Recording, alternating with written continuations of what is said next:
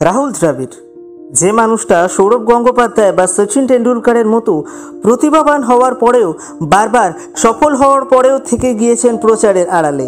হ্যাঁ, সেই রাহুল দ্রাবিড় যে মানুষটা গত 28 বছর ধরে অপেক্ষা করেছেন বিশ্বকাপটা ছুঁয়ে দেখার, যে মানুষটা বরাবর শান্ত স্বভাবের থেকেছেন, সেই মানুষটা বিশ্বকাপ জেতার পর বাচ্চাদের মতো আনন্দে মেতে উঠলেন। বিশ্বকাপ জেতার পর সারা দেশ একটাই কথা বলতে থাকলো, Rahul Dravid, you deserve it sir. হ্যাঁ, রাহুল দ্রাবিড় পেরেছেন। 2003 এবং 2007 সালে বিশ্বকাপ জেতার সুযোগ আসলেও আর জিতে আসা হয়নি, বারংবার রানার্স হয়েই ফিরতে হয়েছে। একদিন যে মানুষটা ভারতের হয়ে টি-20 বিশ্বকাপে খেলতে চেয়েও খেলতে পারেনি, সেই মানুষটাই ফিরে এলেন ভারতীয় দলে।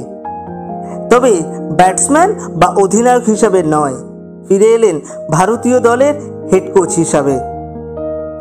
গত 6 মাস আগে যে দলটা অস্ট্রেলিয়ার কাছে ফাইনালে হেরে যায়, বারংবার ব্যর্থ হয়, মনে মনে স্যার রাহুল দ্রাবিড় একটা কথাই ভাবতে থাকলেন, এবার সব কিছু ছেড়ে দেবেন।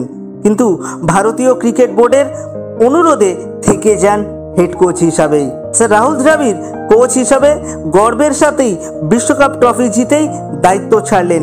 যে মানুষটা গত 28 বছর ধরে এই বিশ্বকাপ ট্রফি জয়ের স্বপ্ন অধরা থেকে যাওয়ার পরেও লড়াইটা ছেড়ে দেননি। বিশ্বকাপ জয়ের পর বিরাট কোহলি স্যার রাহুল দ্রাবিড়ের হাতেই ট্রফি তুলে দিলেন, গুরুকে গুরু দক্ষিণা দিলেন কিং কোহলি। রাহুল দ্রাবিড় প্রতিটা খেলোয়াড়দের মতোই ট্রফি নিয়ে আনন্দে আর চোখের জল ধরে রাখতে পারেননি। স্যার রাহুল দ্রাবিড়ের এই অবদানটা মনে রাখবে প্রতিটা ভারতীয়। হ্যাঁ, যে 22 গজে বারবার ট্রফি জয়ের স্বপ্নভঙ্গ হয়েছে, সেই 22 গজই ফিরিয়ে দিল সব কিছু।